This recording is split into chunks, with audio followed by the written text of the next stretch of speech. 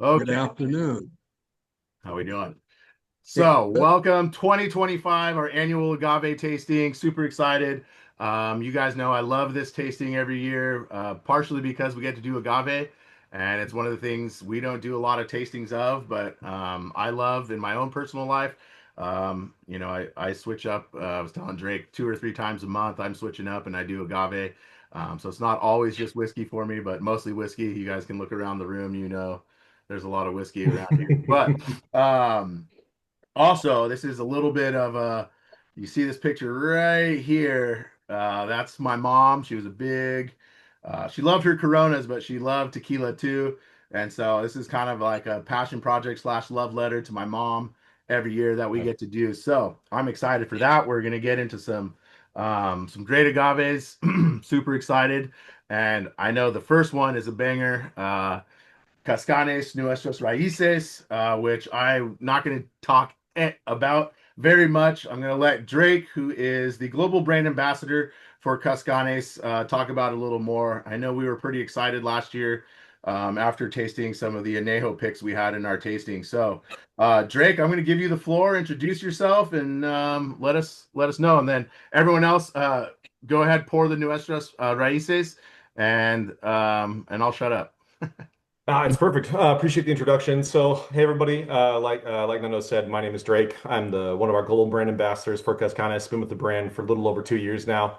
Been in the industry for going on here 15 years between retail, bartending, and sales. But education is truly my passion. I have multiple certifications across wine, beer, and spirits. To me, I love sharing the knowledge I have. I love sharing the experiences because that to me is what spirits are all about, right? Whether it's wine, beer, or spirits. The original creation of it was, besides sanitary drinking things, was celebration, right? And community and bringing people together. And so that's my love. That's my passion. That's a little bit about me.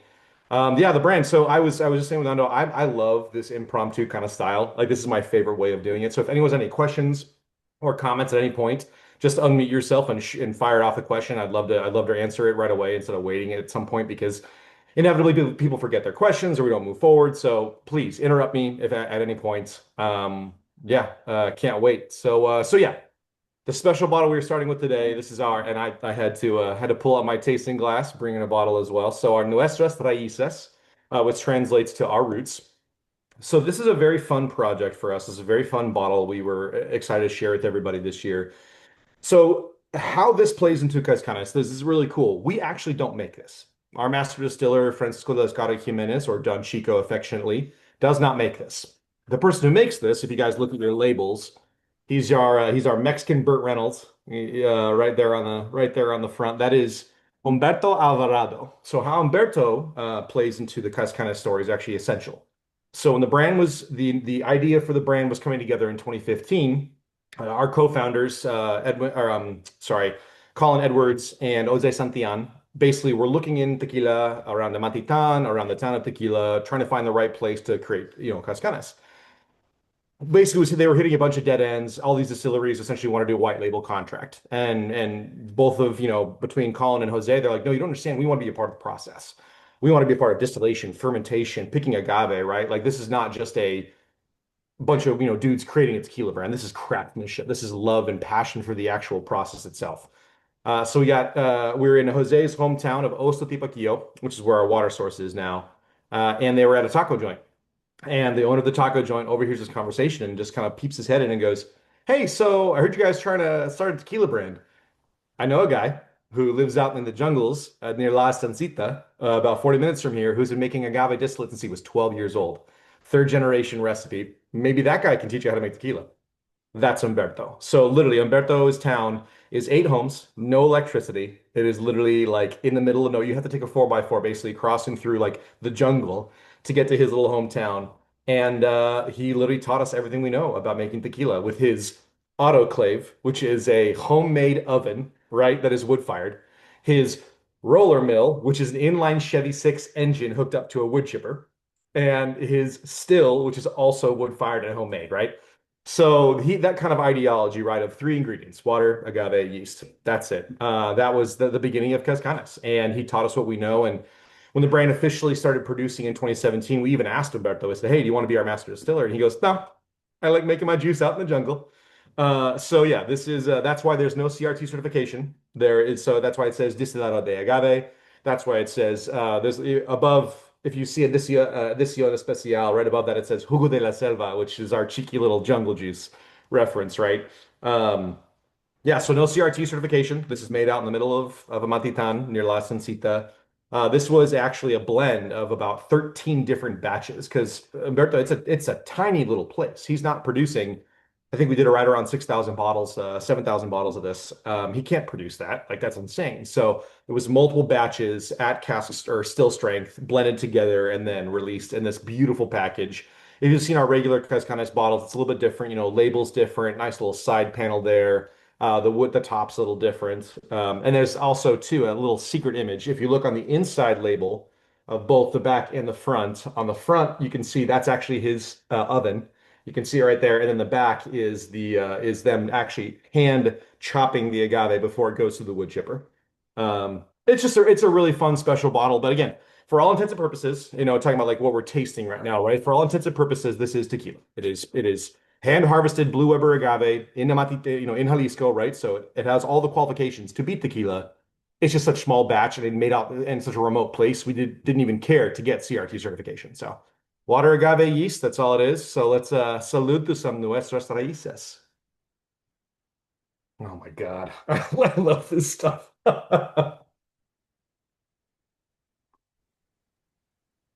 And for those of you that in Southern California, I tried this at High Time. I want to say, when did you guys release this? About 2 months ago? About 2 months ago. Yeah, it was like right around begin in mid June, July. Yeah. Okay, yeah, 2.5 months ago. I really enjoyed this. So I bought a bottle immediately, and it actually, I think it sold out there the first Oh month. yeah, no, it's you can so it's you can still find, you know, bottles here and there. But as far as like what was sold out to our distributors, it's gone. There's we have no stock of it left. So I would love to hear, you know, this being a tasting group, what are you guys' thoughts? So I'd love to hear some thoughts on it. Especially being a tasting This, group of whiskey drinkers. So let's get yeah, I'm not really much of a tequila or mezcal, but this is good. But it's a sweet. It tastes sweet. And it. that's I love Steve, I love that you pointed that out. So as someone who also loves whiskey, my caveat with alcohol is it has to be well made. I'll drink anything, it just needs to be well made, right? That's the important requirement. Um, I have a really tough time with black licorice, so ouzo, anisette, sambuca, those can all die and never come back. Same. But I can tell you whether they're good or not. I can appreciate them, but I'm not going to drink them. So the thing with tequila, right, specifically Blanco, a lot of American consumers, you guys being the educated bunch, right? The average American consumer thinks that tequila is one of basically three things: Casamigos, Jose Cuervo, or Don Julio, right? Or sorry, Patron. Like those are kind of like the main three that people think they are. And of those three, Patron is the best, and it's still a mediocre tequila, right? I'll give them credit for being additive free and for kind of opening the market, right? But Blanco especially is what everyone had a really bad time with. More than any other alcohol. Like you don't hear people say, you know, I can't stand scotch because I had a really bad time in college with scotch. Like that just doesn't happen. It's tequila, or vodka, obviously, but tequila. So what's fun about well-produced, authentic, crafted blancos, right, Steve? To your point, agave is naturally a sweet product, and so the fun way to talk about it, especially in whiskey terms, right? So how is whiskey? Where does whiskey get its flavor from? Maturation in the barrel, right? Like, yeah, sure. Can new make or moonshine or white lightning actually have some flavor? It can, but very rarely it does not, right? Like it just it's the source and base for then creating a flavor. It's the exact opposite with tequila. The maturation happens in the fields.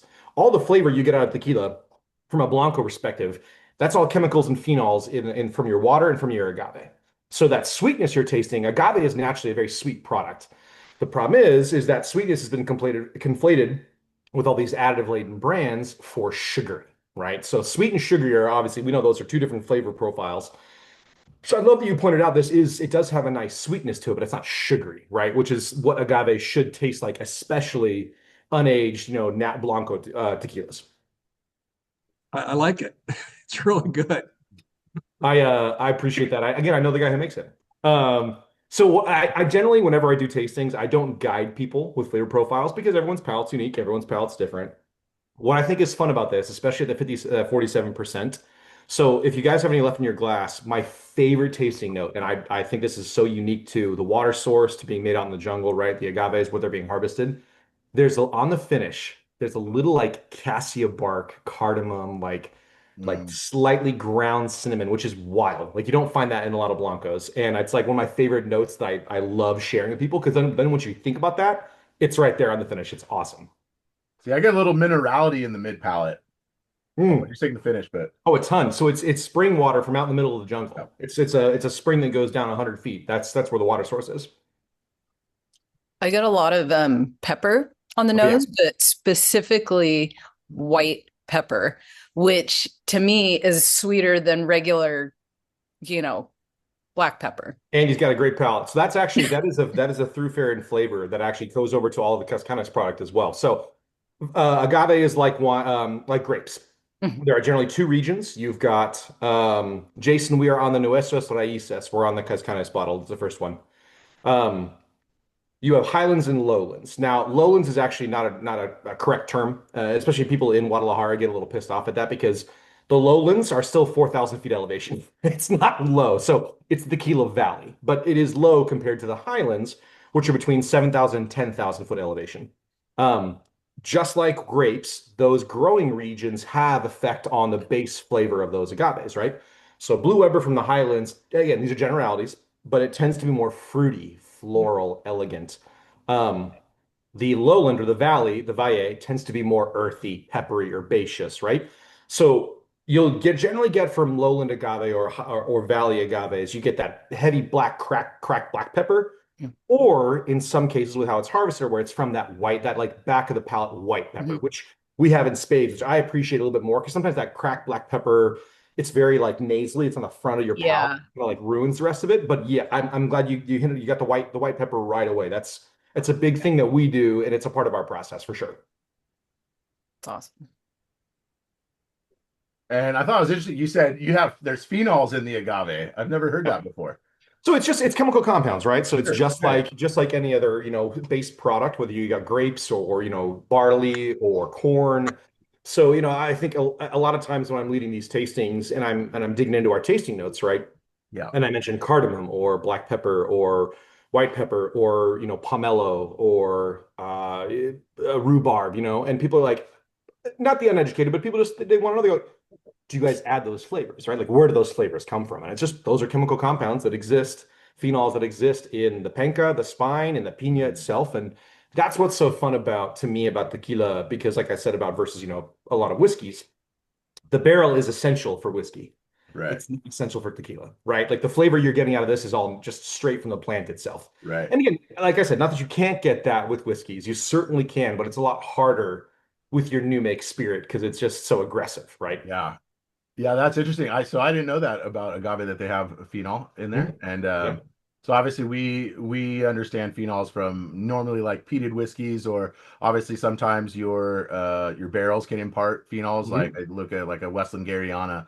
The Oh Garyana yeah. wood imparts a lot of phenols in that particular wood type.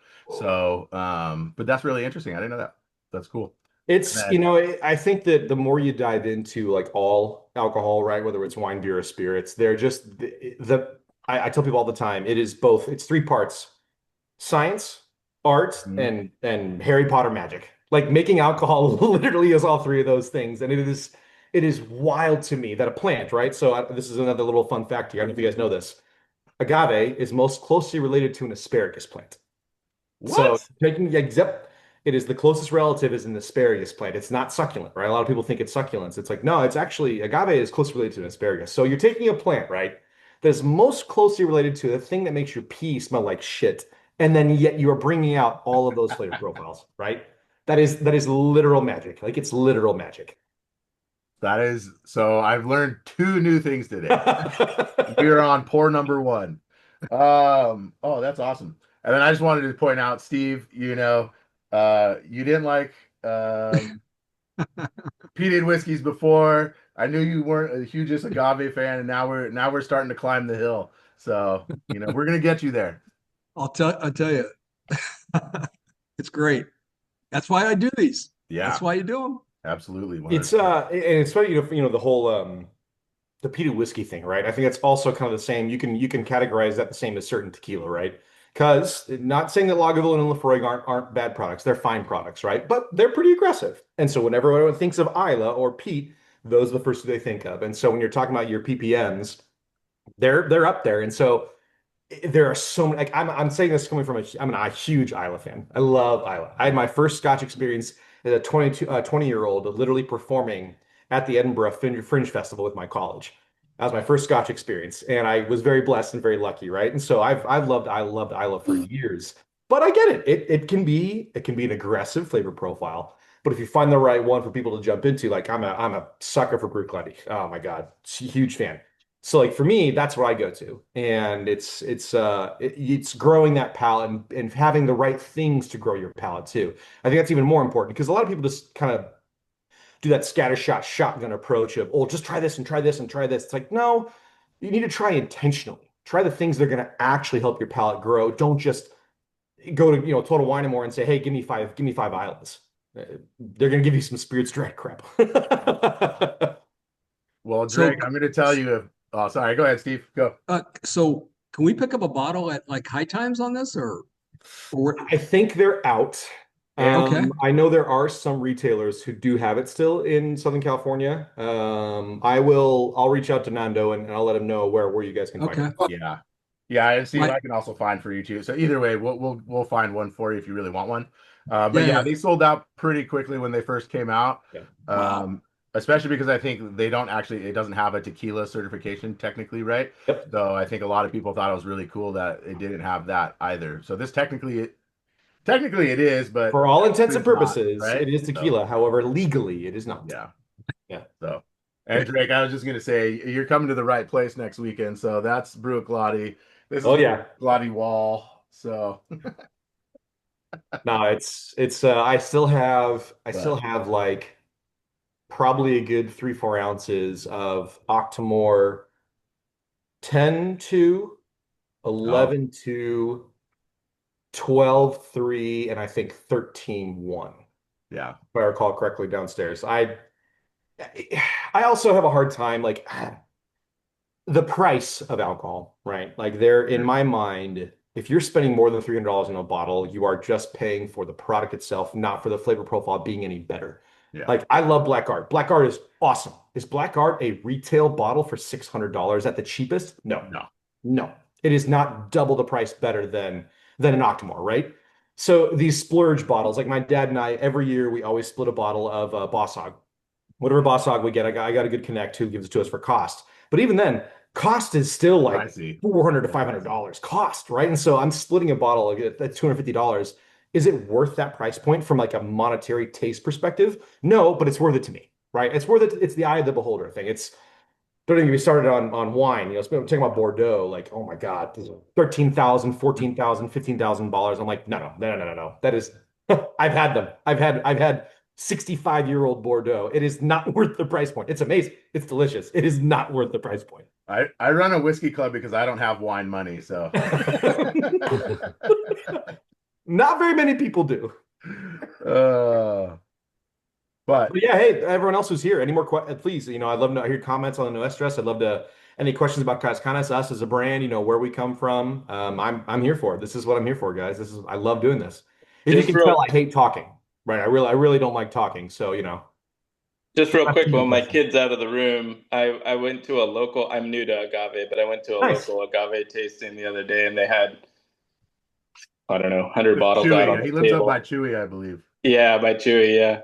And they had 100 bottles out on the table. And of the ones that I tried, Nuestras Raices was one of my favorites. So for whatever that's worth. Hey, I am, my palate, my love for the industry is going to last so much longer than this, right? Like I can work for Cazcanes for another 20 years or 20 months, right? My love for the industry, my love for what this all is going to far exceed that. And so like I talk about this with so many brands that fight each other or like don't want to support each other. Those are the brands fighting for the crumbs. The pie is big enough. The pie is big enough. There is more than enough room for all of us out there. And so again, as long as you're doing it the right way, additive-free, organic, kosher, not even necessarily traditional. I don't need it to be autoclave or versus, a roller mill versus an Orno versus a Tahona. just do it the right way, and I'm going to support you. And so, like, it does mean something to me, right? Knowing that you had a bunch and you do enjoy the Nuestras. But here, do I drink Cazcanes at home all the time? Honestly, I drink the still strength, my favorite, the 108. No, that's my favorite. But like, I drink Cascawen, I drink Ocho, I drink Arete, I drink El Tesoro, I drink Siete Leguas, I drink Tapatio, I drink all these other tequilas because they're really good. Like, I like them. So that's what you should do. See, it's the Tapatio 110 is like my jam. So That is the home lime. Yes. Yes, Beth.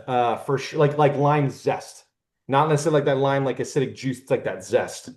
Tapatio 110 is my that's my margarita tequila at home. Oh, When everybody yeah. wants gets a margarita, you're getting a 55% tequila. Yeah.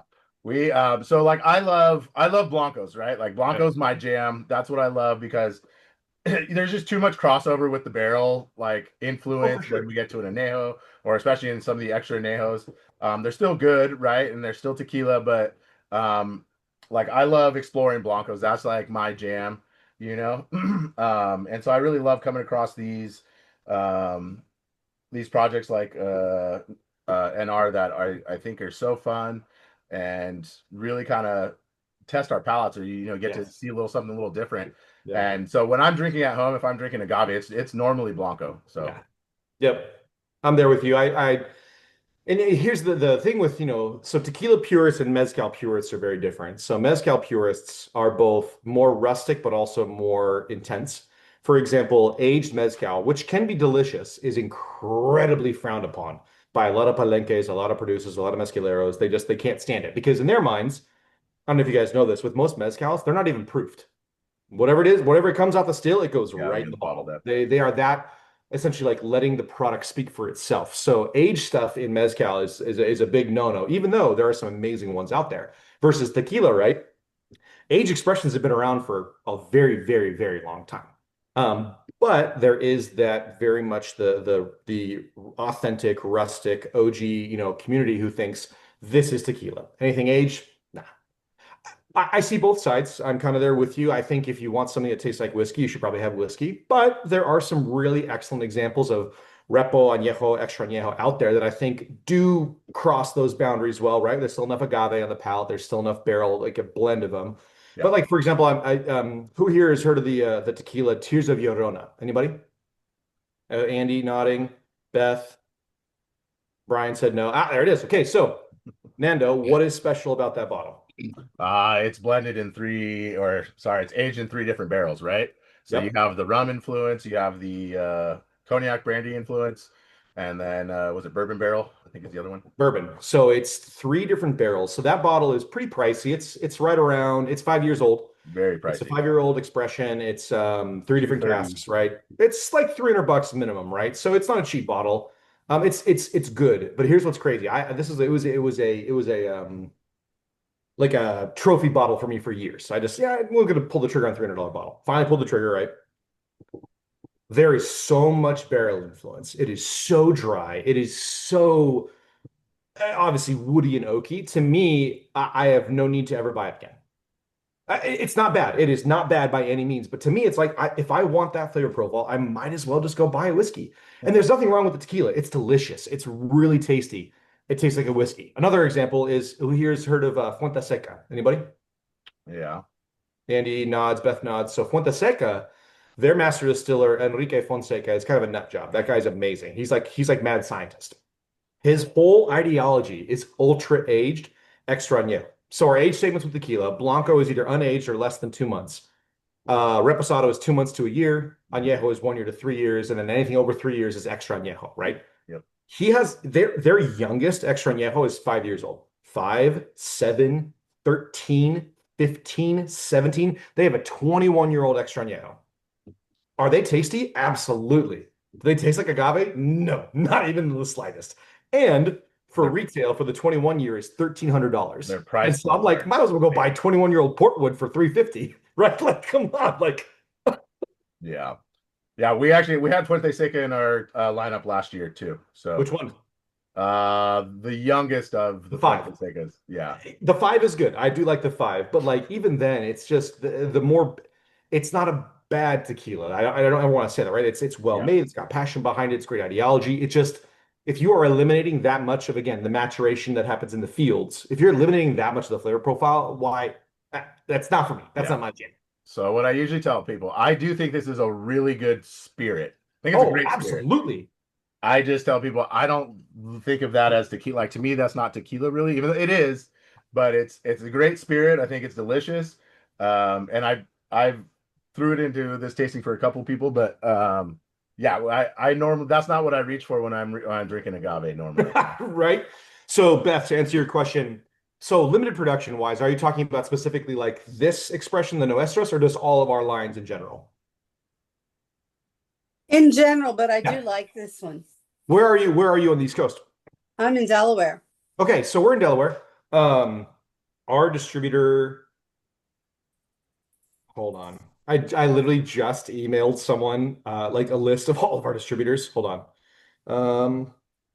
Let's see. We are available all over the East Coast. We are in 34 markets, 35 markets, which is pretty cool for us, right? We're basically not in control states, obviously, because that's challenging.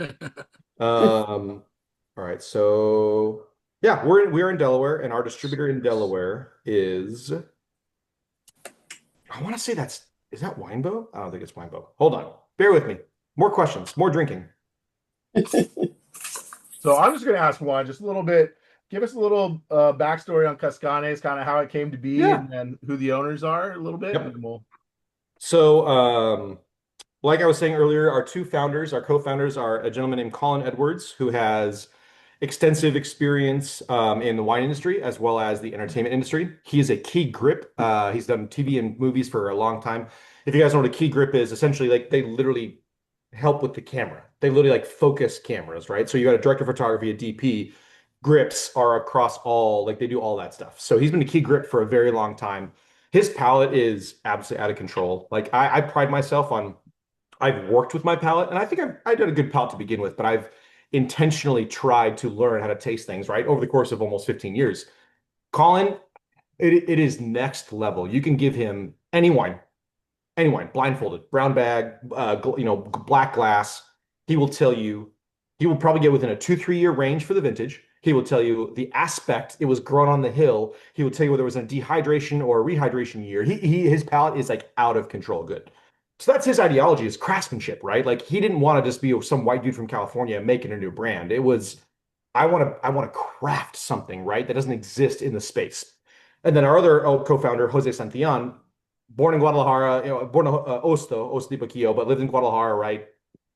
2 bachelor's degrees in business, incredible mind, right? So that's how that marriage came together. Brand was started again in 2015, ideology-wise. First bottle was released in 2017. Our whole thing from the beginning is we are intentional, we are authentic, and we are transparent. Those like the 3 hallmarks of what Cazcanes is we'll tell you everything, how we make our tequila, what goes into it. We'll tell you how we make it. We will tell you where it comes from. We'll be intentional about it, making that tequila, and we're going to be as authentic with our tequila as possible. We have a saying around the team, we are better than we have to be at every step in our process, from our agave harvesting methods to our production methods to our water source being a natural volcanic spring that's an hour and a half away from our distillery. We have our own 10,000 liter water truck that brings that in every time we produce, because that water, as we all know, water is essential in alcohol. To our barrels. Like most tequila producers, we utilize American oak ex-bourbon barrels for a lot of our aging. However, we have our own master cooper in Amatitan who scrapes out and rechars every barrel we buy, right? Like that's just another element that's layered in where we are better than we have to be at every step. So it's just, we've been around since 2017. So not an old brand, but also not brand new, right? We've been around for almost a decade now. Stay tuned for I can't tell you exactly what barrel it's going to be. I know what it is, but I can't tell you. We're doing a very special release for the 10-year anniversary. So just look out for that. It's going to be very exciting. It's a very small team. We're very passionate about the product, very passionate about sharing it, very passionate about doing things the right way. And I think one of the common refrains you'll hear around Cazcanes, whether it's on Reddit or Instagram or sometimes in person, is, oh, it's so expensive, right? I don't disagree. We are very much a premium tequila. Like that's our price point, that's our area. But I think once people understand why that price point is what it is, right? The water source, hand selecting the agaves, recharring the barrels, right? All of that, those are costs that we choose to incur because it makes our product what it is. But the biggest thing that a lot of people don't know, right? So I hear all the time, oh, well, G4 is cheaper and Ocho is cheaper and Fortaleza, when you can find it, is cheaper. And, why are you guys so expensive? Every brand that I just mentioned, plus all the other ones that always get thrown into the whole, conversation, they own their own brands. They own their distillery. That is, we don't own our distillery. We pay to be made there, right? That's an overhead cost that a lot of these brands don't have. If we owned our own distillery, would it be cheaper? Absolutely, it would be. We don't own the distillery. We will never own the distillery, right? So we're doing our best to mitigate that cost as much as possible. I also like saying since we've been in the market since 2017, we've never raised our prices once. They've stayed the exact same versus everybody else. Again, market fluctuations have kind of risen. So we're just, we're a very intentional brand. We're a very like fun home, like authentic brand. Like you talk about our ownership. There's no big owners, it's family and friends. There are no secret investors out there. There are no Constellation's not involved, Diageo's not involved, right? Like this is who we are, and we've been that way from the beginning. And I talk with our managing partner and our COO and our CEO every day, and that's kind of the way we want to go. Like, sure, down the road, does anyone want to sell and make money? Sure, but for now, what it is, we just love making really good tequila, so it's pretty fun. And then I saw that you guys are pushing out some of the extra anejo picks. Yes. Right now, So, right? yes. So this is fun. So we did our first extra añejo at the new distillery. So if you guys don't know, our original nom, which is kind of a nebulous, murky term, it technically means the number the CRT gives you to basically allow you to produce tequila. It doesn't actually mean the distillery. It's a very weird, nebulous thing. But basically, it's your distillery, right? So our original nom, we are no longer at. We moved at the end of 21, beginning of 22, purely from a production standpoint. We could not basically meet the demand at this tiny little homemade distillery versus where we're now at 1614 T-Tap. We're unlimited production, right? So when we move noms, another kind of caveat when it comes to aging tequila, call something an extra añejo, we talked earlier, it has to be at least 3 years old. Well, what you also can't do, you cannot move barrels from distilleries. It can only be aged at one location. So to be an extra añejo, it's 3 years in barrel at one location. So when we move noms, we had to kind of restart that aging process. We can't blend anything. We can't blend in older, stuff from our original distillery. We can't do that. So we finally released our first extra añejo from the new distillery. That was about a month ago-ish, 4 weeks ago. And so along with that, we have single barrel picks. I think we had like 10 we released to the country. So there will be some extra añejo single barrel picks coming out. Like I mentioned earlier, I love a lot of brands. I am not that person who's like, oh, we're the best tequila in the world. You should only drink us. There's a lot of really good tequila out there. The one thing I will brag about is our single barrel picks. You guys experienced Lucas pick last year, the high time pick. Our single barrel picks, I've had Fortaleza single barrel picks. I've had El Tesoro, Ocho. I've been very lucky in my life to try a lot of really cool stuff. Our single barrels are pretty phenomenal. At Cascawen, amazing single barrels, right? I cannot wait for these extra añejo single barrels to come out because I don't know if you guys know this, every single barrel is always going to be 100 proof. The number nines, as they were. Everyone's always going to be 100 proof. And because for us, and you guys know this, if you are making your alcohol the right way, whether it's rum or bourbon or scotch, higher alcohol content is achieved through adding more of your base ingredient. So the sugar can eat it and create alcohol, right? Theoretically, by adding more of your base ingredient, you're getting more of that base ingredient's flavor if you're doing it the right way. So that's why cask strength whiskeys are awesome. Cask strength scotches are awesome. Tequila is the same way, right? We're adding more agave to achieve more higher alcohol content. So when you have those high proof age expressions, you're getting more flavor, which is really fun for us. Awesome. Yeah, I know El Cerrito, which is out here by us. Yep. Got one. So I know I saw that they put theirs up a couple days ago. So cool. I've already taken way too much of your time, but like if any more questions, this has been awesome. To say, like, anyone have any other questions for Drake so we can let him have a Friday night? Oh no, you guys, I'm here for this. Besides the fact that my daughter's going to sleep right now, she's turning 1 year old tomorrow. We're very excited. Awesome. So not only are we choosing your late mother, salute to mom, we're also saying salute to Aurora. If she Happy wasn't going to bed birthday, right now, Aurora. like right there, I would be with you guys for the entire night. I'd Tomorrow's actually my mom's outdoors, I'd be birthday, pouring. so that's a Um, great day. It'd be a phenomenal day. Brian, I gotta say, I'm very happy that Javier actually is good for you guys this year, and surprisingly, plays amazing outfield defense. Shock. All over the place, but they just lost to the Sox, so Cubs fan, unacceptable. clearly, so. Unacceptable. Well, luckily you can drown your sorrows in some agave tonight, Brian. That's true. That's true. So It's I much know needed, much Cantera needed. Negro's next. What's the rest of the lineup? So we have Paladar, number Nice. 3. We have a somewhat of a throw in that I kind of put in. Nashville Barrel Company has an agave spirit they do, so Okay. I threw that in for it. So it's not a tequila. Then we're deep diving into Durango tonight Durango. for the mezcals. Ultramundo, Oh my God. Yes. Okay. So you which guys, this is actually the first release into America of Ultramundo. you guys.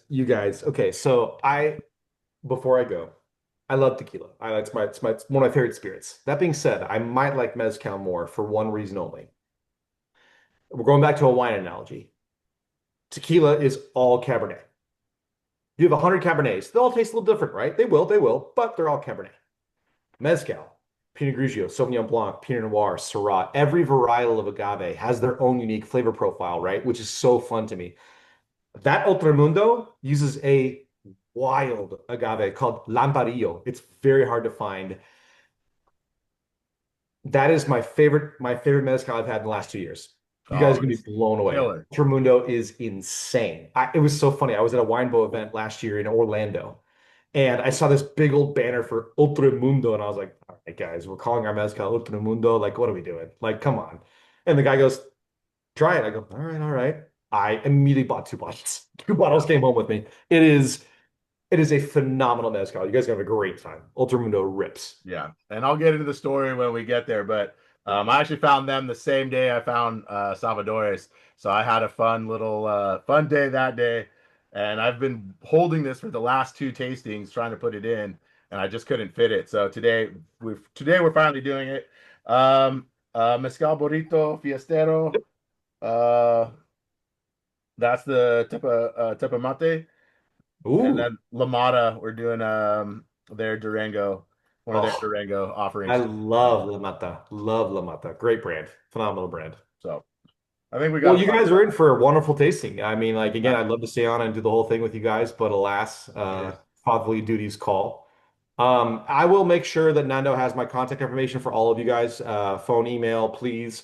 Any questions about, whether it's Cazcanes, the Nuestras, even just agave or alcohol in general, please email me, text me. I'm the weird millennial who loves phone calls. I love phone calls. I will literally call my wife and she will ignore my call and text me and go, "Why are you calling me?" Like, I want to hear your voice. Like, I love you. Like, I don't know. So yeah, please. I love to be a resource for any and all of you guys. And I honestly, I'll join the next one for just tasting. I'll just join and taste with you guys because this Sounds is good. everything to do. Let's do it. Perfect. All right, Drake. I appreciate it, man. Thank you. Salud. Thank you Thanks, guys. Jake. You're wonderful. Enjoy the rest of the tasting and hope to see all of you soon. Thank you. We'll see you Friday. So Yes. if you're coming down. Yes, I will. For you All only. All right. Sounds good. Actually, for the Brooke Laddie. Fair. It's a great. All right. Thanks, guys. All right. We'll see you, man. Yeah. All right. So that was awesome. I'm glad Drake was able to join. Um, really gave us a deep dive there. Go ahead, pour. If you haven't poured Cantera Negra yet, go ahead. It's going to be a little bit of a change up for your palates here. We are moving from what I would call a Blanco product to Anejo. We're skipping Reposado. We're doing no Reposado in the lineup this year. And like you heard me say earlier, I normally when I drink agave, it's usually Blancos. But I'm not the only person here, and we got to try a bunch of different things. So let's get into it.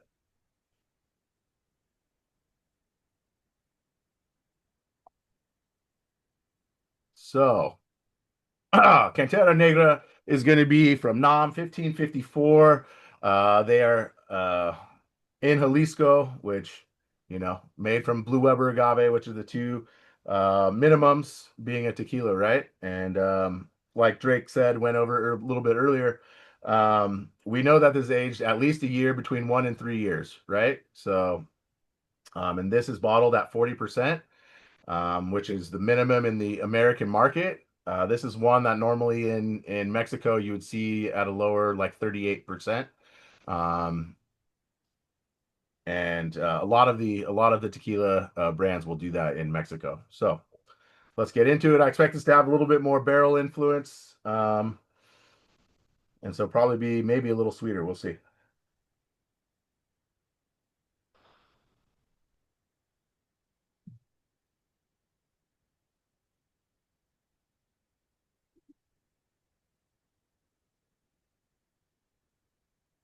Well, let me ask, who did you guys enjoy that first expression for the most part? Yeah, that was really good. That blanco was excellent. So the price point on the NR, I want to say it was like 120-ish, 130-ish maybe. Not cheap for sure. Cantera Negra is also about 100 to 120 price point. Obviously an anejo, so it has to age.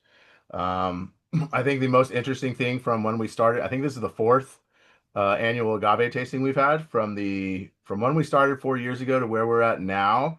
The pricing on agave has gone not sky high, but it's certainly gone up a lot. The anejos you used to get for under $100, for the most part. Anything that's an anejo these days is over 100, it seems like. So why is that, Fernando? Really? So a lot more people have gotten into agave over the last, I'd say, 3 years. The highest jump in any spirit sales for the last 2 years have been tequila. So tequila spirits or agave spirits are selling like crazy, like they never did before. It's kind of their turn. I would say their turn is next. Whiskey's still number one, but tequila's coming up on them pretty quickly. So that's part of the reason, right? Also, agave is not like wheat or rye or corn, where you can just plant it, have a new harvest every year, right? A lot of the Blue Weber agaves that they're using are normally harvested around 7 to 8 years. So the growth process just takes time, right? And with all of the Hollywood actors and everyone that's getting into what we'll call it celebrity tequila, they're using up a lot more of the stock. So right now, that's kind of the big talk in tequila, is what do we do about the future stocks of agave, and are we going to have enough for future generations? It's good right now, but so we'll see. It's a popularity thing, and I think tequila is a lot of fun. Mezcal to me is the most diverse, complicated spirit in the world, and I love it, and it's the most complex. I love mezcal, love tequila, but honestly, between the two agave spirits, I'm probably more of a mezcal drinker these days. But anywho, I hope that answers your question a little bit, Steve. But I think we have some fun stuff to try tonight. We obviously kicked it off with this Cazcanes that was really good. Let's hope. And we are going down a little bit in proof too, I will say. So, I didn't realize it was that much. The Nuestras Raices was 47%, and we're dropping back down to 40% here on this anejo. So,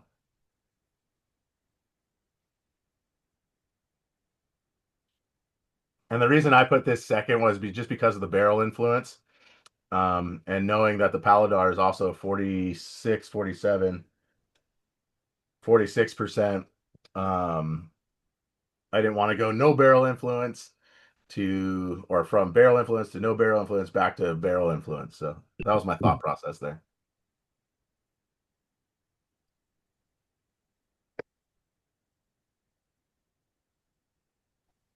What do we Pretty think? sure I can get this one in Michigan. but I definitely not the last one, as you mentioned, controlled states. Oh yeah. Well, I know it's that for you. So what do you But I've think? seen this one around and I've been wanting to try it. It's pretty good. I mean, it is. You can definitely tell from going 47 to 40. It's obviously lighter, Yeah. but it's got an interesting flavor profile. It's like really like unripened pear. I feel like I don't know. My nose is kind of stuffy, but like fresh, Hmm. like very like fresh pear is what I get. Like before it's like squishy. I get a like combination. I get a slight hint of that blue cheese kind of note. Mm, Also fruit as well, like the pear, like you're saying, like almost fermented type of fruit. Blue cheese. I don't. Does anyone else get blue cheese? That's interesting. Very, very slight. I feel like Andy is really sensitive to blue cheese. Yeah. Yeah. And I love I've blue cheese. I'm not a huge fan of it on spirits, but real blue cheese, yes. Love it. mostly get like the barrel influence on this, like the kind of vanilla Yeah. flavor I normally get from whiskey, from bourbon, typically. Ugh. Yeah, I got a lot of vanilla as well, and I got black pepper. the end.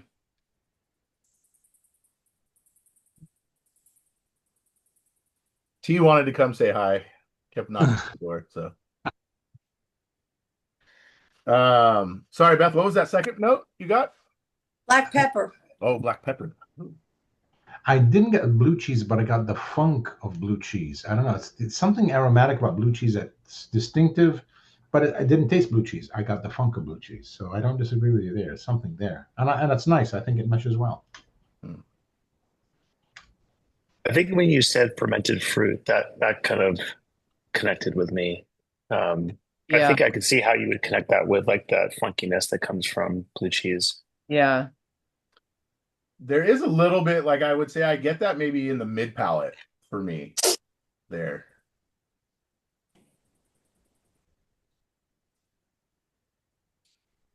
Interesting.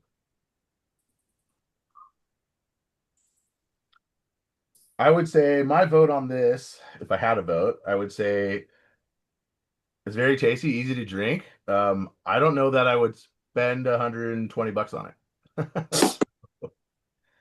Yeah, agreed. It kind of feels like something that my wife would like to drink. Something really like smooth and easy to drink. And when I think of smooth, it takes me back to like the descriptors that people use for bourbon that I'm not a fan of, like watered down whiskey. Yeah, it's fair. really nice, but it just doesn't have a lot of like character to it. And yeah, I'd agree with that. I would say it's also hard for those of us. I mean, normally when we're doing tasting, like our ABV is really high, right? And so we're much higher than what we're doing today. We're normally maybe start in the 40s, never at 40%, usually high 40s, and then we're up in the 50s, 60s, like almost always, right? So for how we've developed our palates over time, this just does feel soft, but it has some fun characteristics. Got some of that vanilla, got some little caramel on it, a little of the funk on there for the mid palate. I don't get blue cheese at all. I will say I don't get that, but I'm just with you, Nando. I don't. If I'm gonna drink barrel aged stuff like añejo, extra añejo, I'd rather just drink whiskey. yeah. It's kind of my jam. But I mean, this is solid. I wouldn't pay 120 for it either, personally. Yeah. Where are you finding it for over $100? I'm looking at Total Wine. It's $51.49. The anejo? Yeah. Negra Tequila Anejo by Cantera.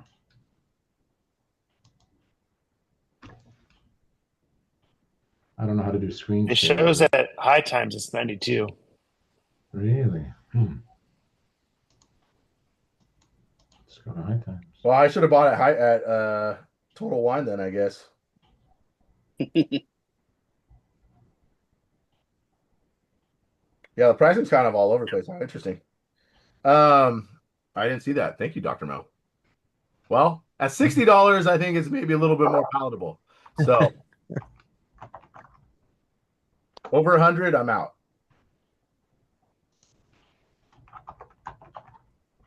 Okay. Interestingly, it's one of the Spirits Direct ones at Total Wine. That And makes I sense. generally stay the hell away from those. That's fair. I can't even remember where I got this from. So it has won some awards apparently. Some of the spirit competitions, San Francisco gold medal 2017, which I don't know that means too much, but like I said, I think it's nice. I don't know that I wouldn't stock this in my bar normally. You know, normally we have interesting stuff in here. So I apologize if this wasn't a winner for you, but it does allow us to go up in ABV, get the palate ready, reset a little bit. It's like a day drinking tequila for the pool. It's the Darty tequila. I'm gonna push the pace a little bit to catch up on time. So we're gonna go a little Paladar. And does anyone know anything about Paladar at all in here? I have the Amberana finished Paladar, but that's about. I mean, I know they're the rare character guys. Yes. But that's about it. So if you guys, and thank you, Brad. And Brad, yeah, I'm gonna buy a sample of that Amberana off you. I want to try it. I'm gonna just give it to you. Oh, that works too. So Paladar is actually a one of, I don't know if you guys remember if you were on our rare character tasting, Peter. I can never pronounce his last name. Nevogolonsky. He joined our tasting and led us through all the rare character expressions we had that night. He's one of the owners. Paladar is his love child on the side, and so he owns Paladar. And he talked about it a little bit on the tasting, and so they actually sent us a sell. He sent me a sell sheet. He didn't have specific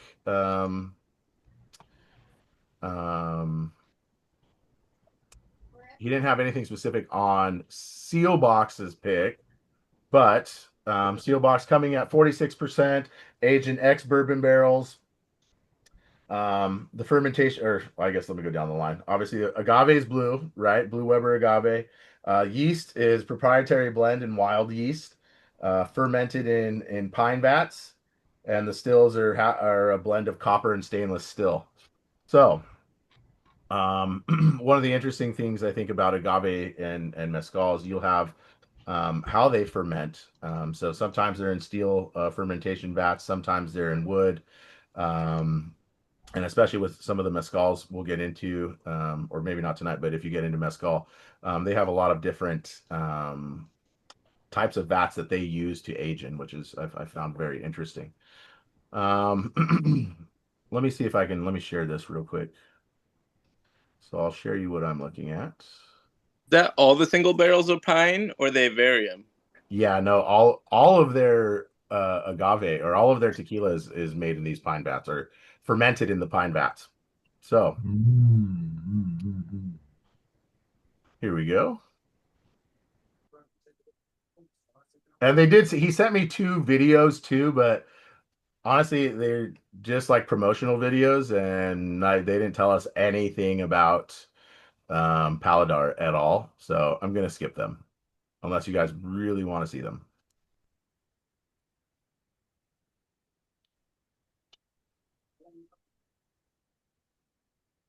But I'm really interested to so here's the Amberana. They have some interesting stuff. They are the only people I know that has aged tequila in Amberana casks.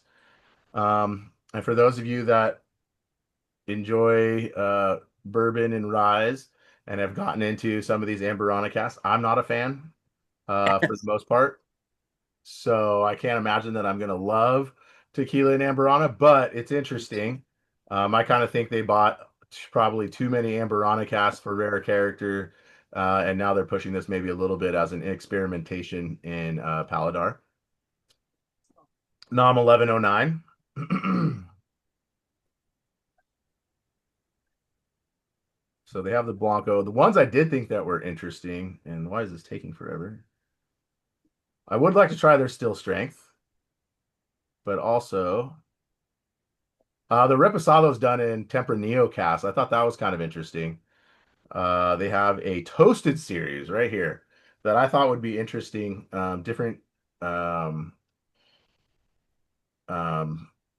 Different types of casts. I thought that would be fun to try, but they're at 40%, so we'll see. But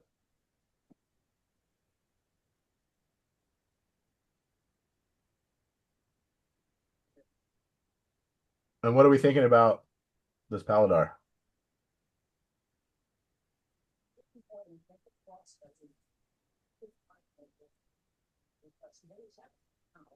Let's see, is there anything on here?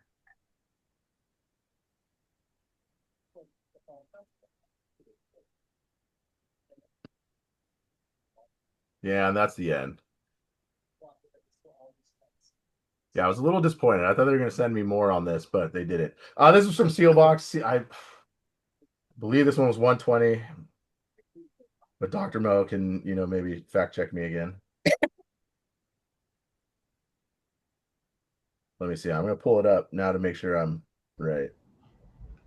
Are we talking about the Paladar or are we talking about the Cantera? Paladar. We moved on. I was pushing the pace Right. a little bit just Right, because right. we lost so much, or didn't lose. We gained a lot, but the first one took so much time. Yeah. It almost tastes. It still tastes like a bourbon. I realize that where they aged it in the cask, but still, it almost drinks like a bourbon. Mm. Yeah, it's got good legs on the glass. I mean, it's solid. I just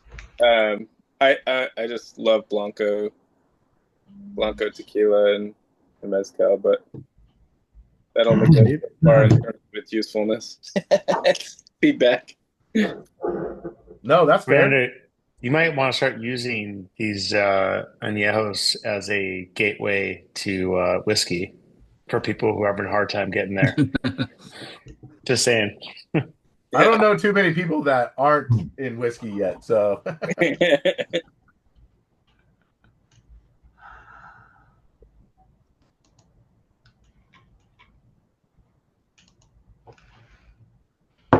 got a lot of it's got a little pepper on the back palate for me too.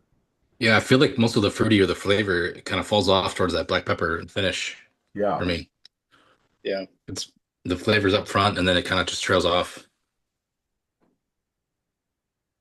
I appreciate that it's not as sweet as the Cantera Negra, but I don't know that I love it a lot more than the Cantera Negra at the same time. Oh, that's fair.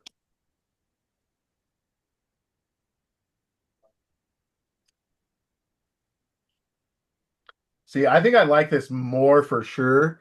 Or not, I think. I like this more for sure.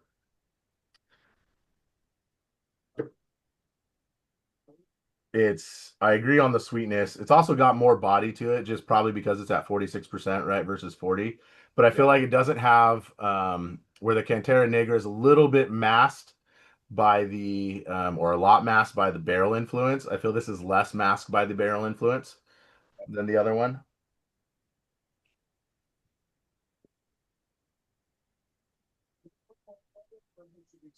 But still has a lot of barrel influence. Sandra, what are you thinking? As a Latina, I got to call on you one of these times. I'm enjoying them a lot. Yeah, she liked the second one. The second one is the one that's my favorite so far.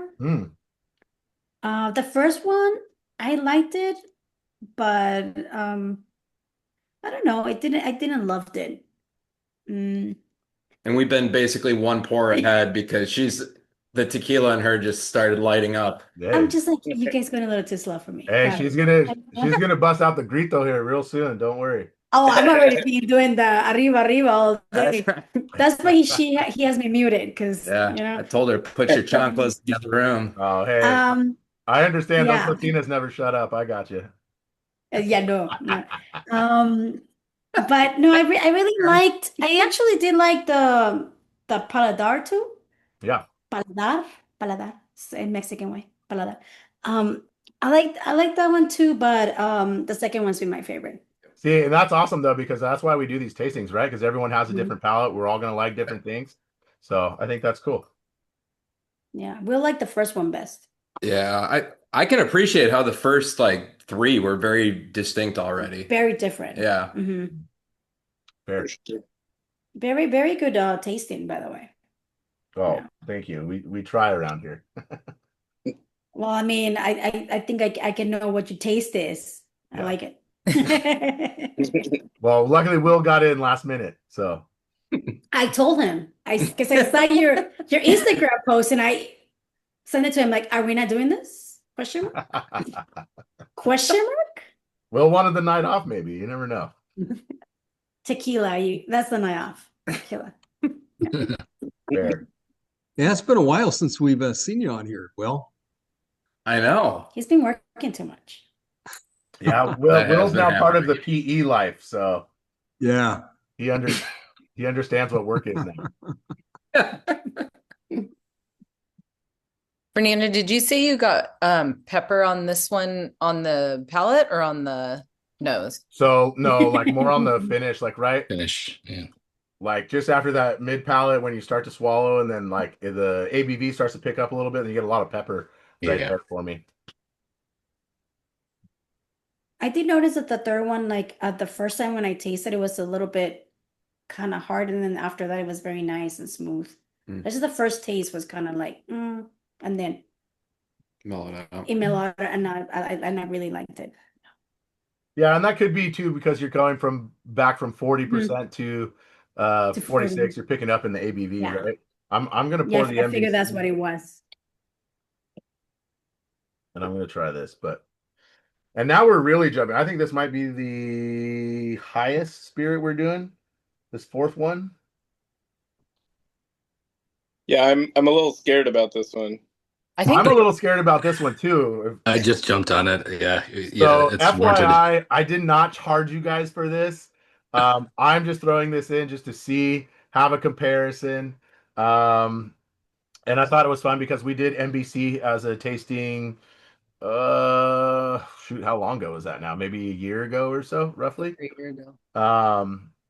And so I thought it was cool. Andy's been to NBC. She didn't get to try, or she didn't get to buy one of these agave bottles. I tried bought this. it. And so we're gonna try this. My hopes are not high. I have not tried this yet, so we're all gonna try this together. Are we allowed to cuss on this or not? 1000%. As long as it goes being on YouTube. I am a little scared on this one because I really like the smell. So hopefully it's really good. And if it's good, I'm gonna be scared because I think I'm gonna drink a lot of it. Yeah, and I will say too, this one, just a little backstory. So distilled in Mexico, and then purchased by NBC, brought to America, aged in the NBC warehouse, I believe it 4 months.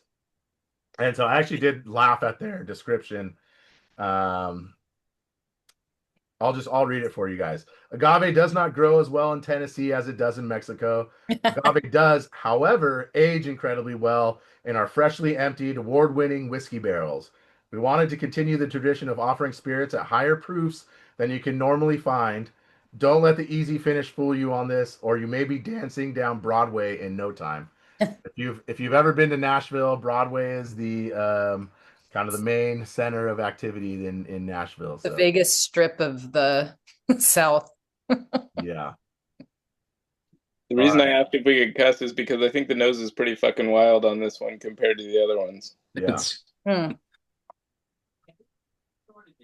Well, we're a spirits club, Brad, not a church group, so you can cuss a little if you like. That must be why I'm here. Yeah. This isn't bad if you don't care for tequila.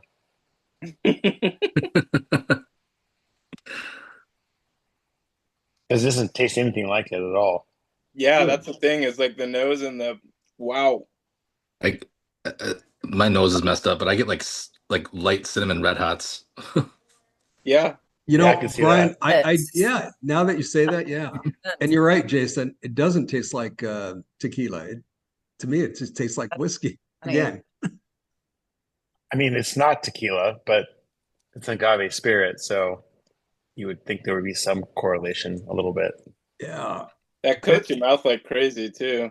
This finish is pretty wild to me, actually. The finish is what's throwing me off. That's bizarre. It reminds me of Christmas because I always make these Christmas cookies, these like wreath cookies with red hots for the little. I like that. Yeah. Yeah, because you get the frosting and like the creaminess, but then you also get the red hots that are just Annie, this is perfect for Christmas. You just have this as your accompaniment to your cookies. Perfect. Just put a picture of the wreath cookies on the barrel on the bottle. Agave.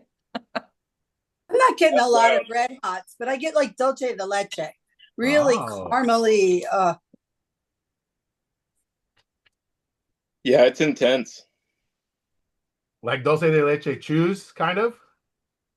I don't know if you've ever had the dulce de leche chews, but it kind of has like it has that waxiness that I've had on those. How interesting. What makes it an agave and not a, I mean, I know tequila and mezcal, but what classifies it as an agave and not the other two? It's they distill agave. Okay. I mean, that's the plant they use, right? That's the base.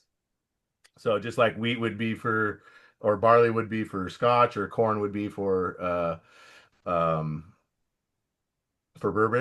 Mm-hmm. Agave is the spirit, right? So, or is the base, and then so they're distilling that. Can't be tequila because it's not distilled, fermented, aged, and bottled in Mexico, which is a requirement. So, it has to be an agave spirit.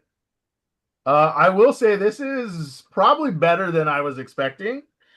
Really interesting. I agree. I forgot who said this doesn't taste like tequila, because it doesn't taste like tequila to me. This isn't what I would reach for.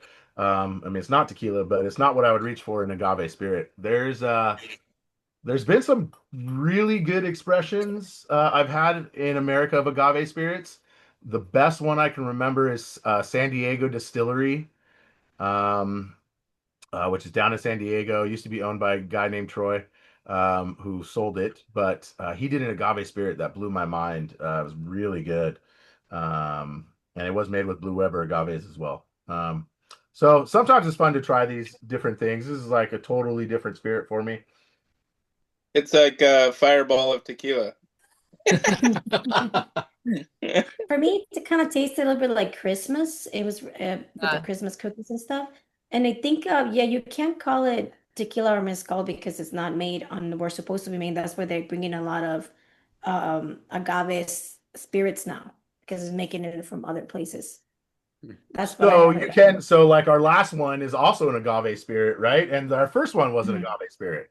So we have 3 different agave spirits in the tasting today. This is the only one that's made in is not made in Mexico. So yeah, but that's why you can't call it tequila or mezcal, right? That's why they're calling them agave spirit. Yeah, so there's right? obviously rules around all of that, right? And we'll get into that a little more. This one, because it is Blue Weber agave, but it is not aged in Mexico. It is not bottled in Mexico, therefore you can't call it a tequila, right? I thought it had to be. It's not just Mexico. It has to be in the actual tequila region. Like it has to be Jalisco. It has to be in Jalisco. Right. Absolutely. So that's where all these agave spirits. Because when I was in Cabo, we did a tasting down there at the resort we were at, and they had a handful of agave spirits, all produced, distilled, produced in Mexico, but just not in Jalisco, in the tequila area. And they were giving us this background, and they were wild. Like they were going all over the place in terms of like their flavor profiles. They still used the blue agave, but they were totally different. And do people here know the kind of history on tequila, kind of how it came to be? Do you guys want me to get into that? Yeah, that would be great. Yeah, that'd be terrific. All right, so let me give you a little. I'm gonna do this the quick version, but so native Mexicans, such were essentially Native Americans, right? They used to make something called pulque, which is kind of crushed up, lightly fermented agaves, and from the hearts, right? And so kind of a similar process than what they do, at least the start of it is similar. but pulque was not distilled, right? And so when the Spanish came over, they brought with them a knowledge of distillation, and they actually set up stills. And so there was an influence from them. There was an influence actually from a little bit from later on from Filipino culture that influenced the kind of distillation, fermentation, how we do it, what we do with it. Ultimately, we get to a product called tequila, right? And so the first tequila was made in the town of Tequila, which is kind of why you get the name tequila, right? And tequila is made in Jalisco. And so ultimately, the CRT, which is a Mexican um, government agency, they put some restrictions around what can be tequila and what can't be tequila. And they do this just like in bourbon or rye, with bottled and bond and different things. You want to keep up the quality. You can't just have anything be called tequila, right? So, it's Blue Weber agave, has to be made in Jalisco, has to be distilled, aged, and bottled in Mexico. Those are kind of the big ones. There's more to it, but that's kind of what the, I guess, growth pattern over the years was. You had pulque that was made by the natives. They kept that, made tequila ultimately, and so tequila to me is truly like it's a voice of Mexico a little bit, right? In the sense that this is truly something that has been made by native Mexicans for generations upon generations. I mean, you just look at the distilleries that they have there and the master distillers, they're usually fourth, fifth, sixth generation master distillers, right? And so you have a long history and in Mexico, I'll say, or in Latino cultures too, you have a lot of it tends to be a lot of first sons, but daughters too, that will follow the parents and what they've done in their history, especially if they've created a brand or a company that they're following in their fathers or mothers' footsteps, right? And so they're keeping that going over generations over generations. And so tequila and agave to me is just so beautiful in the way that it's done, and it's such back-breaking work. I could suggest a few documentaries for you guys, and just to see just how rough it is to go up into the hills. Like a lot of these agaves are not on flat land. They are on hills that you have to trek down. You have to chop down an agave tree. And FYI, I just chopped agaves in my front yard, and like it's not even that big. And these things are so dense because they collect so much water, and they are so heavy. Like I could not imagine doing this as a career for like over years and years. And you're pulling out how many agaves in one day. I mean, it's crazy with the work that they do. And so to me, like the price points that they've gone up, I'm okay with it because hopefully they're paying some of these workers a little better than they used to. It is backbreaking work, but it's a beautiful product. I really enjoy it. It's just fun to kind of see. I had some notes here. Hold on, I'll pull it back up.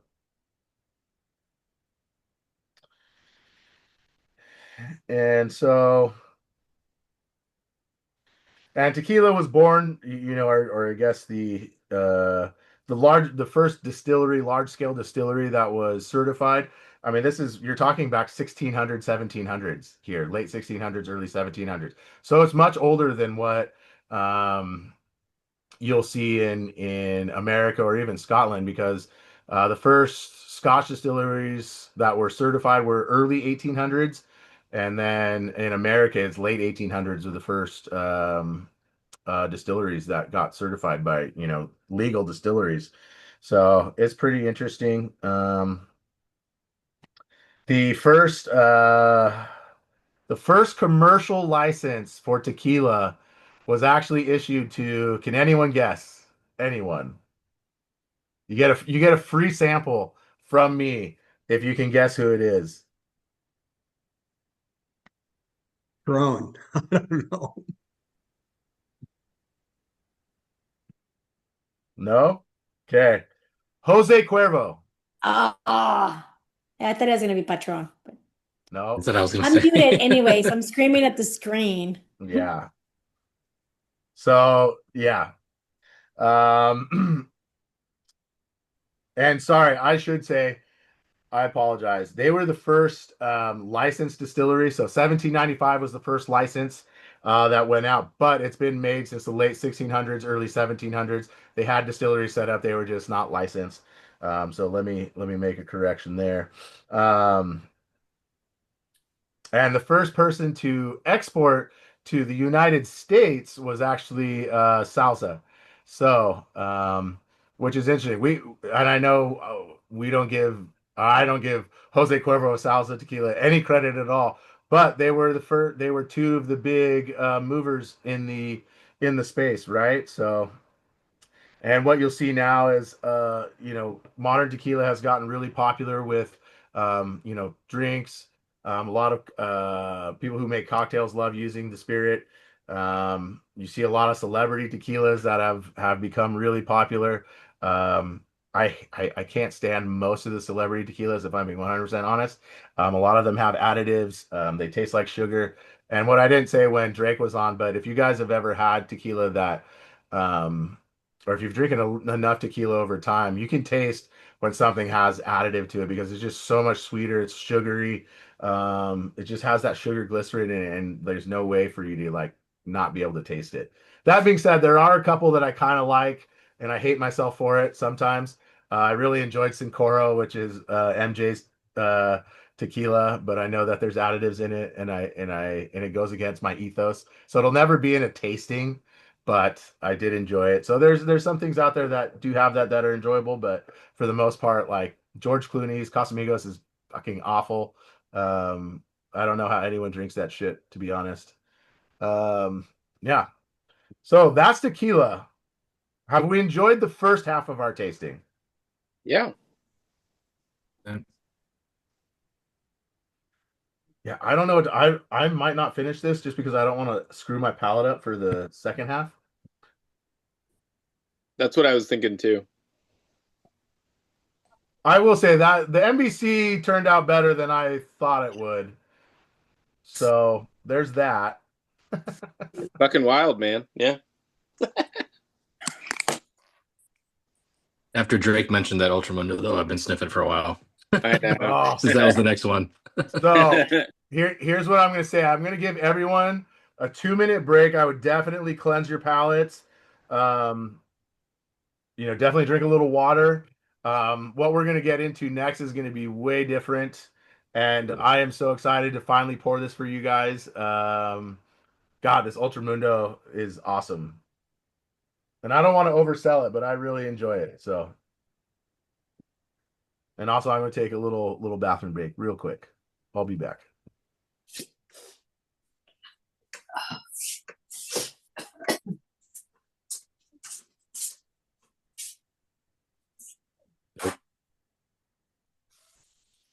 Steve, you ready for this one?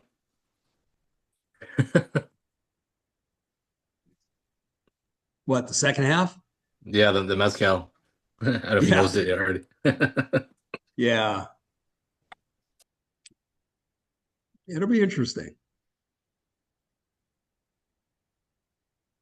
I think that I'm like a Brian. I like Fernando. I like a higher proof. It just gives it more flavor, more bite, and so I kind of gravitate towards that. But it's nice to have some smooth, whiskeys. But because I'm not a go-to for tequila or mezcal or agave. So that's why I'm doing this. Yeah, I'm not much either. Just a couple here and there, but the ones I've tried have been pretty good.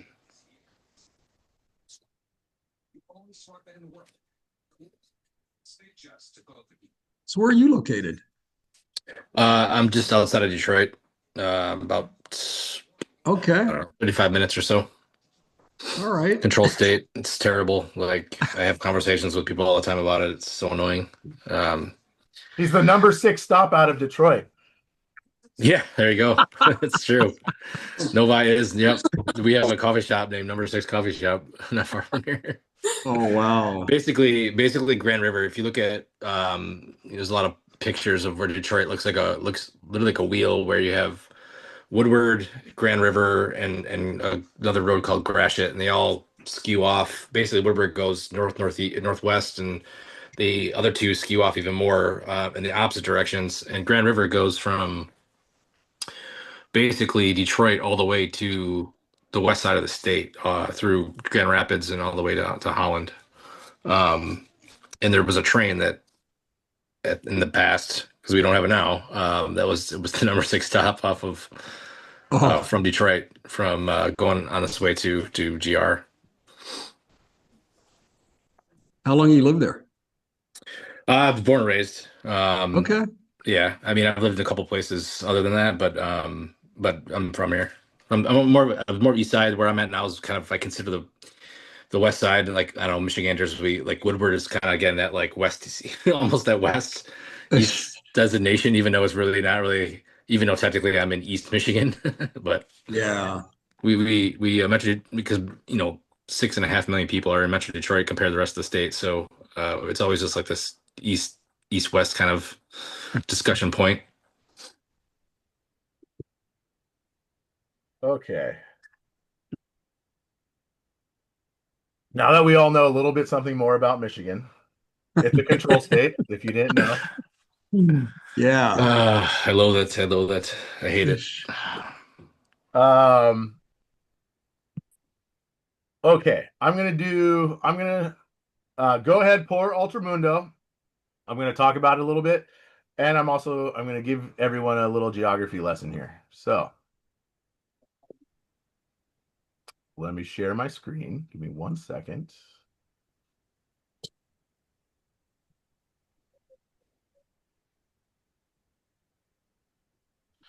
Okay, can you guys see the map of Mexico? Yes, no? Yes. Yep. All right. So Jalisco is down here by Nayarit, south of Sinaloa, Sonora. Durango is north of Jalisco, right? And most of the mezcals that we've had, especially like Salvadores, who we talked about today, they're down here in Oaxaca. Most of the mezcals that are bottled and shipped to the U.S., they're out of Oaxaca.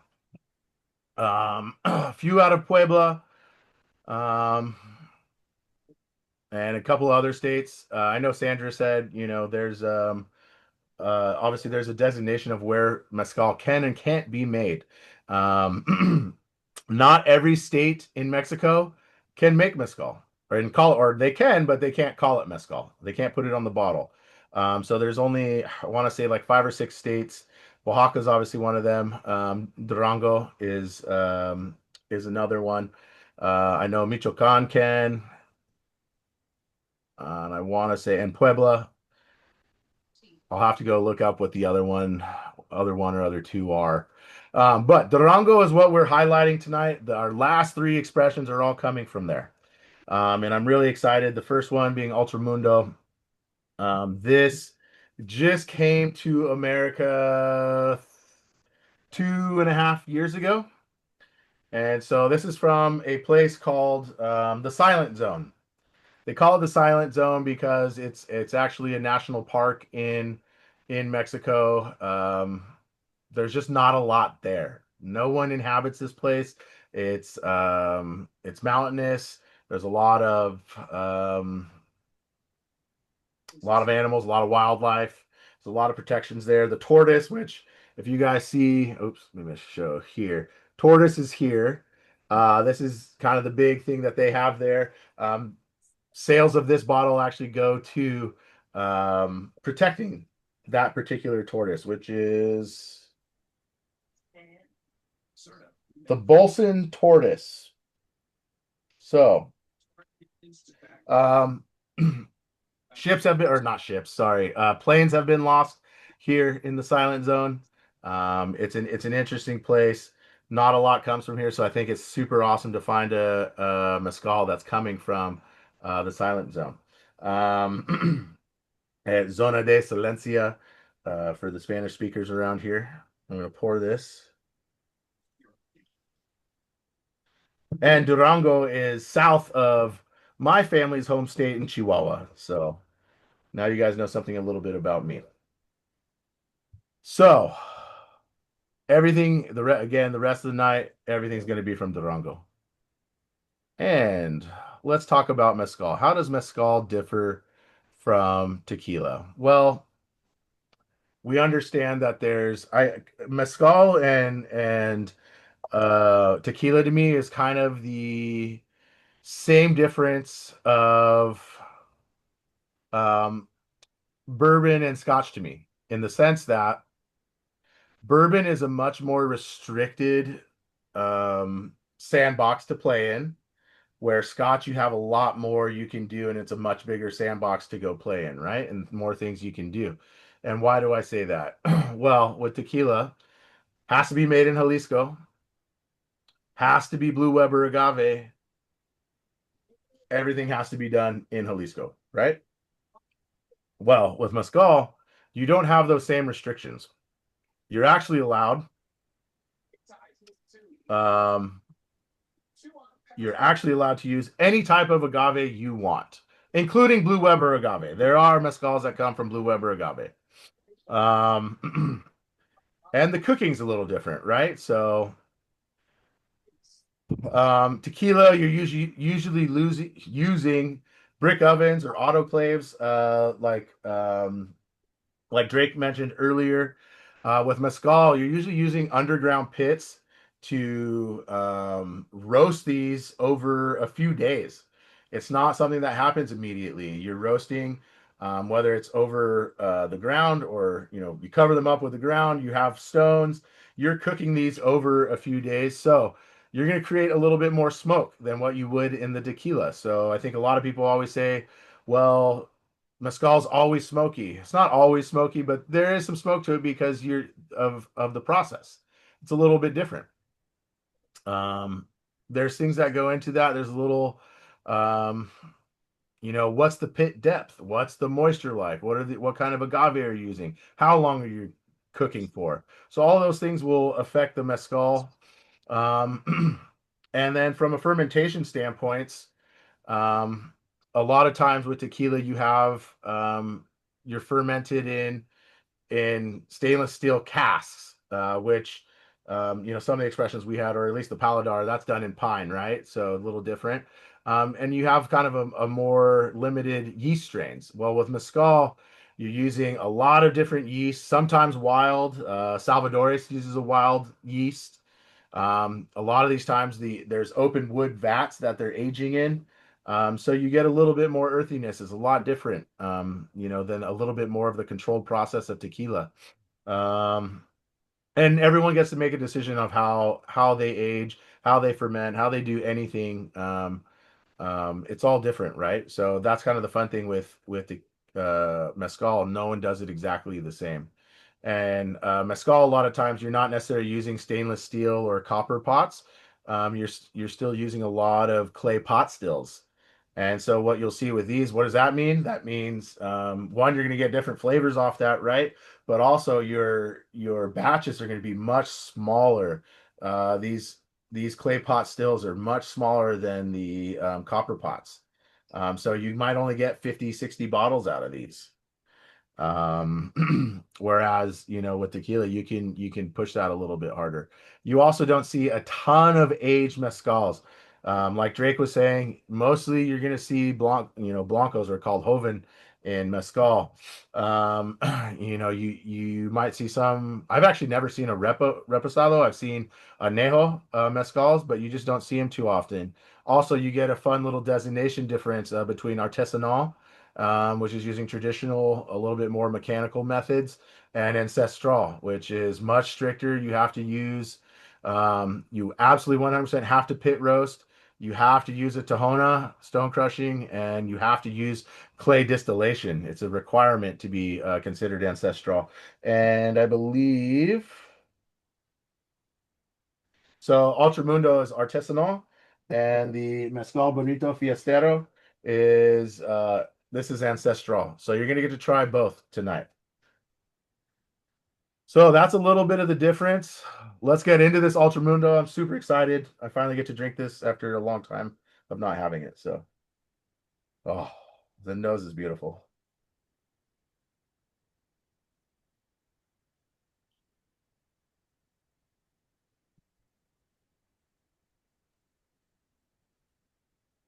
I'm also super excited that Martin has joined, even if he had technical difficulties. Yeah, it's called having a 6-month-old.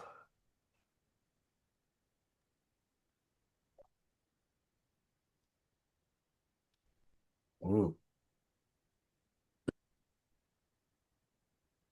I'm not going to influence anyone here. What do you guys think? I'm assuming some of you have gotten into this because we've already been on for a little bit. So Very interesting on both the nose and the palate. Yeah, we were getting a lot of almond over here off of it. Like particularly like it's we were saying it kind of reminds us of like the almond paste that comes in like pastries and stuff. Raw almond. Oh, like shaved almond? More like I sort of, but more like the actual paste that comes like inside. Oh, almond paste. Oh, yeah. Interesting. Like the almond extract that you have for like baking, like the little like droplets, like oil, like that, like sweet but nuttiness. Yeah. Yeah. Because it does have some oil to it. Yeah. I like that a lot. I didn't even think about nuttiness, and that's great. I was getting some raw green pepper vibes, like you're cutting up a green pepper, like at the beginning on the nose and the first couple tastes too. Yeah. So I definitely get some citrus on the nose too. And so the reason why I love mezcal a little more so than tequila, just because of how interesting it is to me. There's just so many more notes. It opens up like a whole different flavor palette, and I love it. So mine must be screwed up because it kind of smells or a little bit like and tastes a little bit like dirt.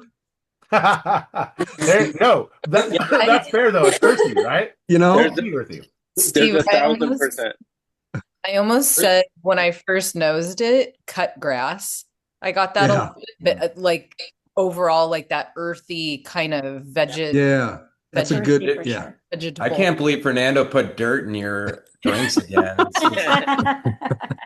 I know. Sorry, it had to be somebody. I poured these outside on my grass. I was trying to. Sorry. Grass and dirt. But that was the first impression I got after nosing it and then as well as tasting it. Yeah, there's certainly earthiness, a big minerality note here too for me. There's no wrong answer. We all have different palates, right? So we like what we like, or we don't like what we don't like. Mm-hmm. So. It's definitely funky in like a vegetal way. For sure. For me, I smell like a pepper right away. Immediately peppers, yeah. Pepper. Like freshly cut. Yeah, green peppers. It was amazing. The bell pepper was it because I didn't get like the white pepper, the black pepper, the bell pepper for sure. Mm-hmm. Like I don't know what type of pepper, but definitely a pepper. Like yeah, smells really good. It tastes really good too. I love mezcal. So I'm right there with Nando over here. A little pasilla chile. Make some. Oh shit! I only tasted Oaxaca mezcals. I mean, when I went to Oaxaca, but I've never thought about Durango. And I think there's 7 states that they can do it in Mexico. Yeah, I think you're right. Yeah, and so this year I actually didn't intentionally decide to do a Durango deep dive, but I had this Ultramundo, and then I picked this Lamata up at the closing of oh my gosh, what's their name? Andy, what's the one that's at the Mercado? No. No. The one on Harbor over by Gabby's old at North. Oh my gosh. Sorry, I'm having an old person moment right now. Well, the mixing glass. So I bought this yeah. closing of the mixing glass. That's Oh. gone now. For if you guys I don't think you know, it's just a mentioned it top that last was time. here that I loved. Clearly because I couldn't remember the name. And so this is not even technically a mezcal. It's not anything because it's not doesn't follow something within the mezcal guidelines. But and then once we did that, I was like, you know, it'd be kind of cool to do a Durango deep dive if it worked out. And then this one kind of fell in my lap at high time. So and these are all Durango. So we're doing a deep dive of that.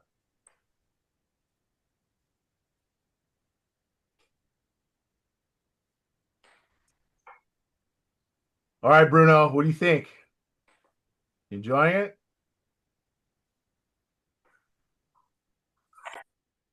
I'm just gonna start calling on random people, see if it make you guys participate. I like that one. At first, I was a little like taken aback by the nose. Yeah. I didn't know if it was like a chemical smell, if it was earth, if it was grass, but as it kind of sat in my glass, I really ended up liking it. That's fair. It's honestly pretty crazy how it develops over like sips and smells. Yeah, I was just gonna say that. It's changed a little bit. It's actually the longer it's sat in my glass, the more sweetness has come out of this. Yeah. For me, but I can see that for sure. Yeah.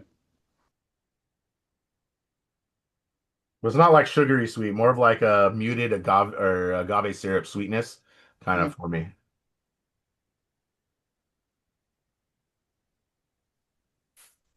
I mean, this isn't it, right? But if anything, it's like sort of a funky melon, right? Like a I'm having my old person moment. What's like the honeydew or yeah, like almost like a honeydew, but like not totally honeydew, but like a funky sort of melon sort of sweetness there that's not overly sweet, like it's additives. It's just like the thing itself is sweet and funky in its own way. So, like overripe honeydew, maybe getting close to moldy. Yeah, for sure. Yeah.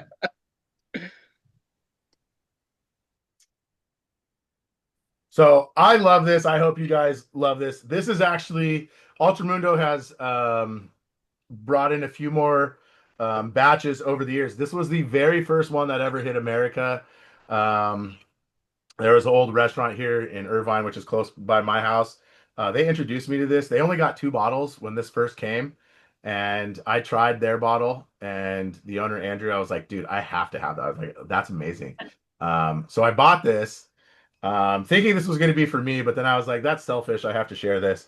And I just could not fit it in last year's taste, the 2 years ago, and I couldn't fit it in last year's because I kept pushing Salvadores, and then which I also found that day, that same day I tried Salvadores, elote expression for the very first time next to this, and who knew they were going to be like 2 of my favorite mezcals forever. So try things. It's always fun to try new things. That's what I'm saying. I tried Salvadores for the first time like a week ago, thanks to you and Chewy talking in the chat, and it was the de mole. Oh my God, I love that expression. But yeah. So I appreciate that. That was awesome. What was the coffee one? Cafecito? It's the cafe de olla expression they kind of have. It's cafe cacao. Yeah. Oh, so good. That one's phenomenal. That one's phenomenal. I'll save it for after we stop the recording, which I'm going to say go ahead, pour this so you can try it next to it, and then I'll stop the recording. This is from the Tepamete agave that this uses. Normally harvested around 20 years. You don't see it very often, so that's why I grabbed this. I think it's a really cool expression.